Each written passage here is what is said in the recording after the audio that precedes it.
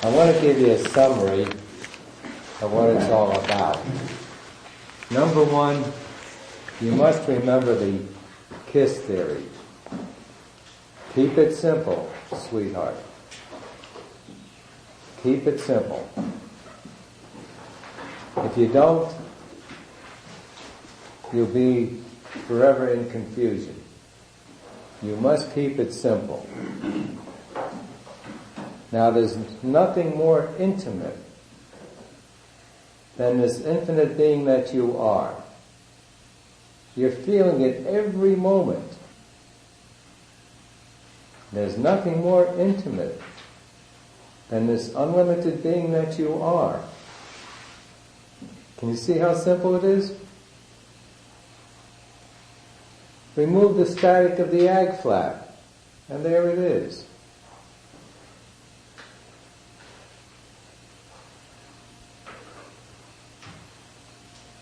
Your basic nature is all happiness. But you're moving in every direction away from it all the time. Stop that movement, stop that action, and just be what you are. Be the total happiness. That's your basic nature. Isn't that complicated? You must keep it simple. You are that which you are seeking. You are that ultimate being. You are infinite.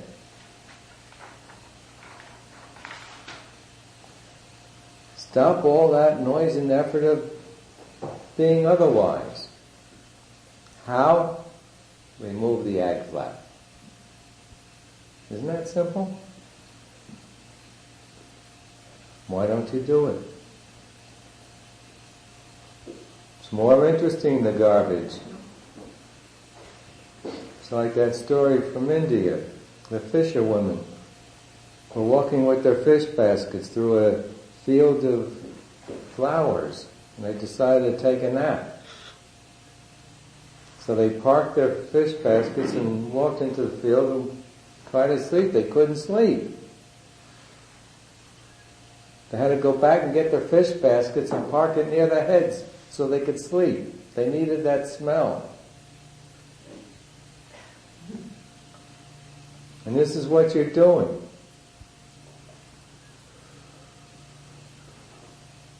Be smart. Make it simple. Drop the ag flap.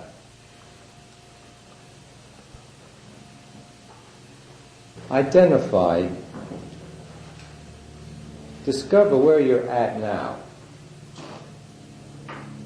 You're here now, right where you are. Look at where you have been. Notice that you've come up, that there is a way up and out. And set your goal for where you're going, and see where you are on that scale, and how much you are fooling yourself by not doing that which requires you to go all the way. I used to say to me, I only know that which I can do. How unlimited am I? This used to shock me. Give me a shock and shock me up a bit. I only know that which I can do, not say.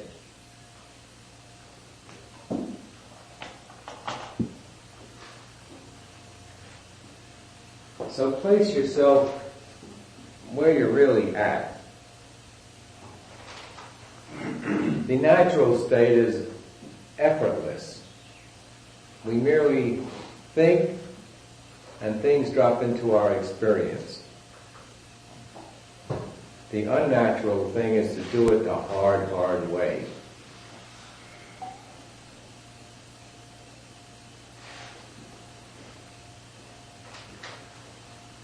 As you see yourself, you break yourself up into three parts.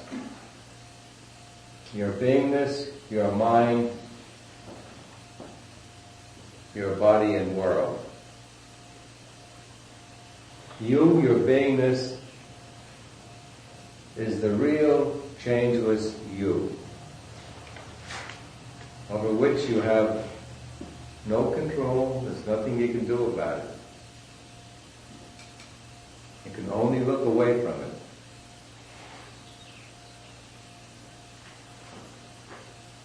Your mind and your body constitute the ego you.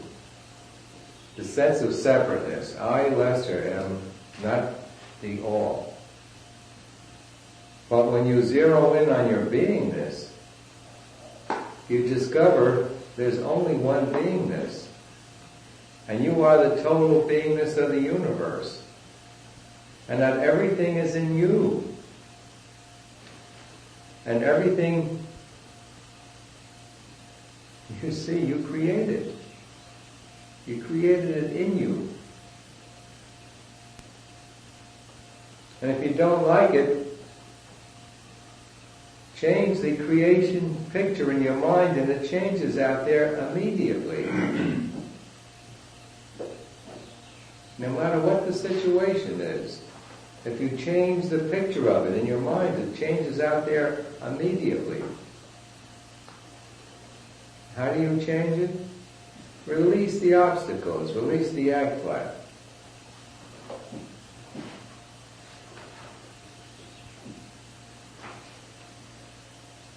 And in checking yourself, notice the three states that inhere in you all the time. Being, doing, and having. Now you're the infinite beingness of the universe. You are the all. There's nothing you need if you are the all. But you go to the other extreme and say, oh, if I could only have this little piece of the universe, on one small planet, in one tiny corner of it, I would be happy. The lowest, the most limited state is trying to have a piece, an infinitesimal piece of the all. And your havingness is really your bank book and your possessions. That's how much you think you can have.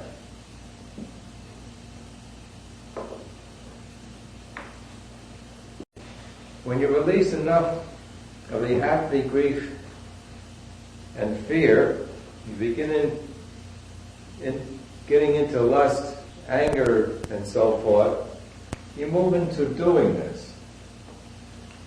You feel that, oh, I could be somebody in this world, if I could be a big doer, if I could be a big mover, that would make me happy.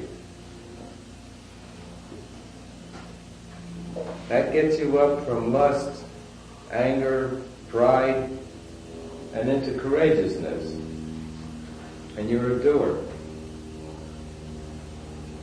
And 5% of us are doers. 95% of us are stuck in wanting to have. A tiny, tiny fraction of 1% will move up into the top state of being. Of identifying with your beingness only. But you're going to be driven forever until you get up into that beingness. That's what you're actually looking for in the wrong places. The right place is right where you are, right within you. It's your isness, your existence, your amness, your beingness. And when you identify with that beingness, you discover something that always was. I am the infinite beingness of the universe. There's nothing out there but my creation. I can have, be, or do whatever I will or desire. Lester, could you hold down the last? See it. Having is your bank book and possessions. It's a sad picture, isn't it? Everyone's down here trying to have. When you already created the entire universe. There's an infinite number of tons of gold throughout the universe that you have created. Helpful directions.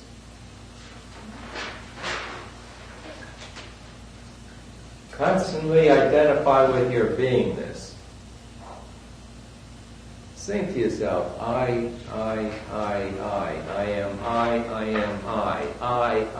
I. But be careful you're not thinking of the ego I.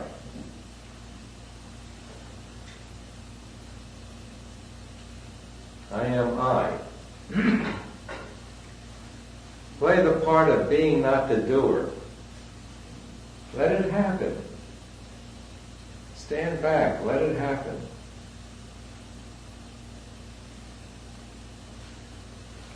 And wake up to the fact that all happiness is you being your beingness. That desire is your greatest enemy to happiness. Desire is the creation of the agony of lack. And your mind stays agitated to fulfill that lack. And the moment you satisfy that desire, your mind goes quiet, and the happiness is you being you. It's not the thing, it's not the person. Day in and day out, you beat yourself over your head trying to get happiness externally. And it's right where you are all the time, the infinite happiness.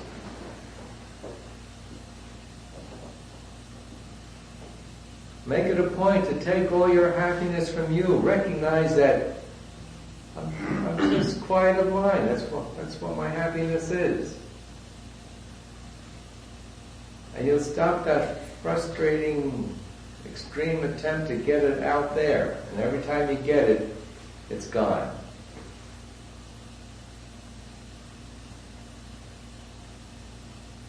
Try to see everyone as being you.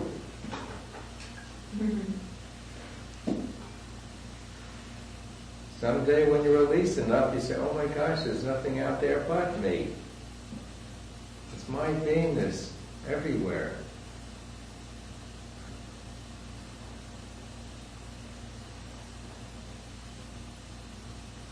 At that time you identify with every atom as being you, because you created it, it's your creation, it's you.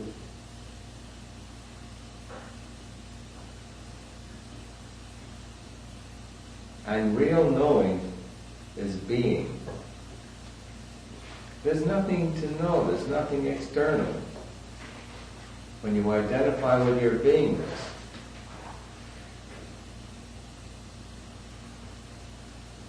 Let go of trying to acquire knowledge. All knowledge is separate. The real knowledge is not knowledge, it's being. The real knowing is being your beingness.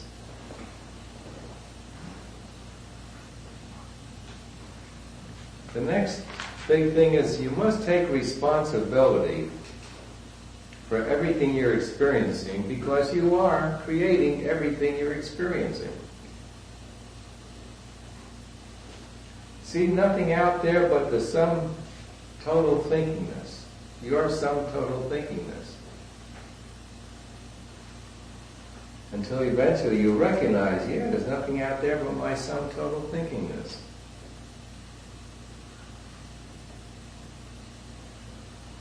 And you know there's nothing in actuality out there but your beingness.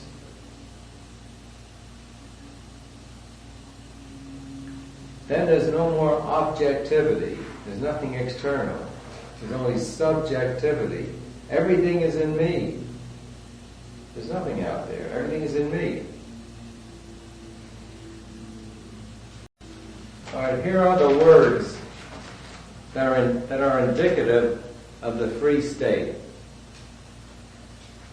The one I like best is imperturbability, where no one and no person whatsoever can disturb you one iota, no matter what they say to you.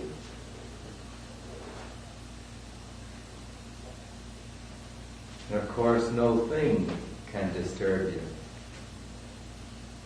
Fire, water, anything. Imperturbability is indicative of the top state. And for that you need desirelessness. No more desire, you are the all.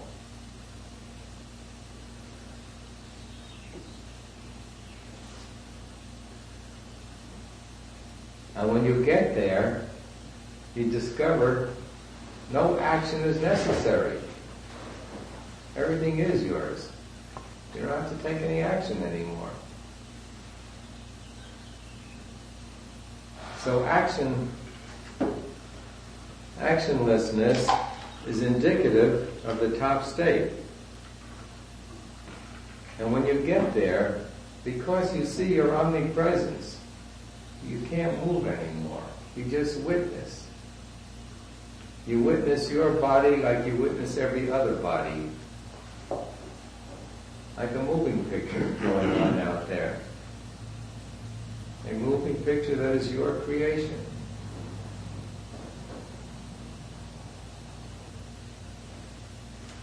So,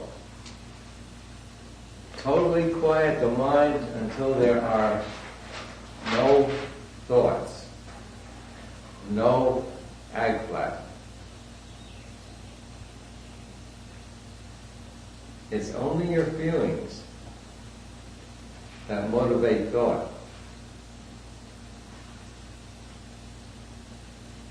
When you release all your agflap, your mind goes quiet, there's no thought.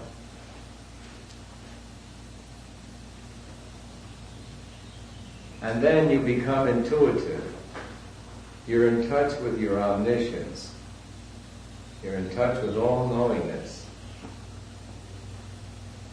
And you'll talk intuitively, without thinking.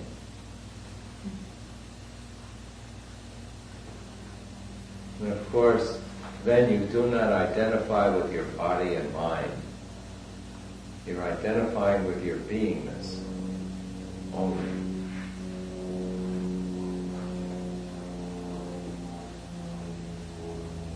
And when you release everything, you have no attachments and you have no aversions whatsoever.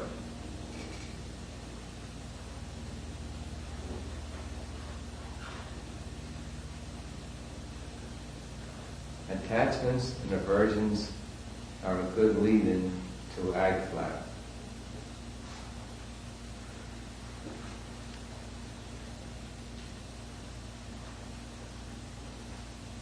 And when you no more have any attachments or aversions, you'll have everything for the mere effortless thought of it.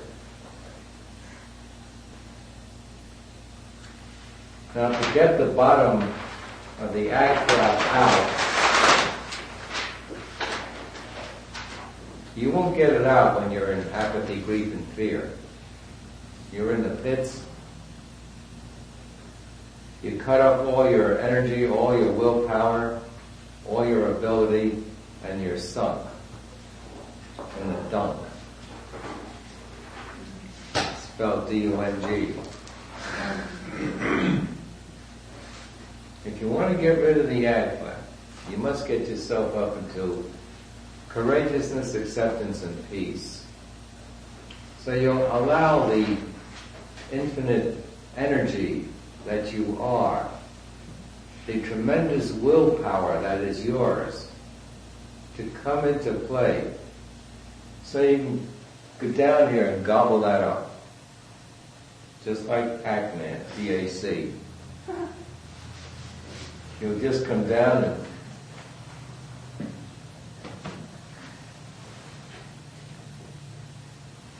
when you release enough of approval or control, and you move up here, you'll just gobble up the fear of dying. the wanting to survive as a body. And when the fear of dying is out, you're practically there. Free. Nice and easy. Does it?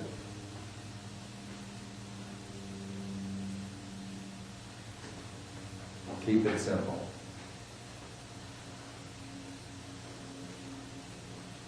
I think a combination of the first sheet I gave you and this concentrated on can quickly take you all the way.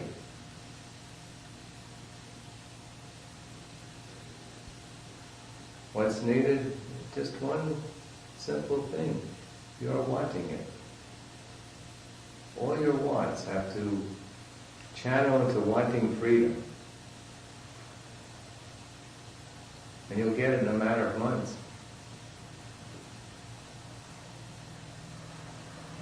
All your wants must channel into wanting freedom. And the wanting of freedom dissolves on its own. When you suddenly say, oh my gosh, I am free. I always was free. There goes the want to be free.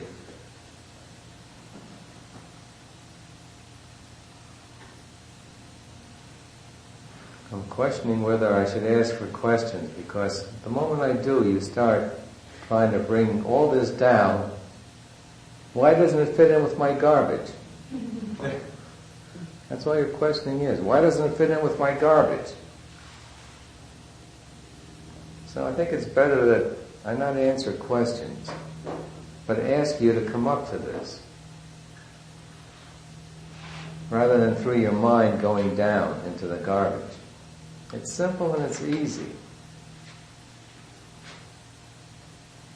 But if you don't do it, it's never there. How long should it take an infinite being to discover that he or she is infinite?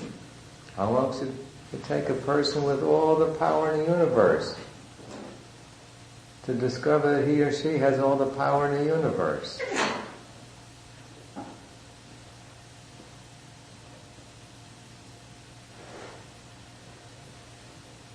It shouldn't take any time, theoretically. But practically, you can do it in months, or years, or lifetimes, or millennia, or millions of years. Now, the majority of people on earth today are going to take millions of years.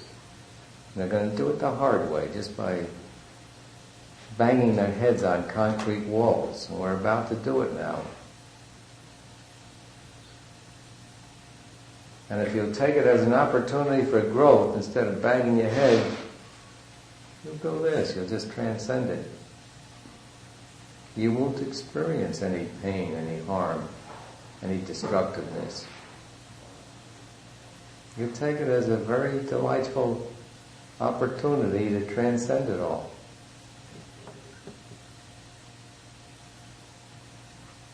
You can not only walk over hot coals barefooted, you can do anything, because there's nothing out there but your concoction.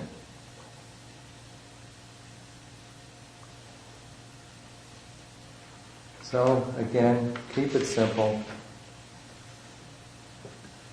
Turn all your wanting into going free. And join me.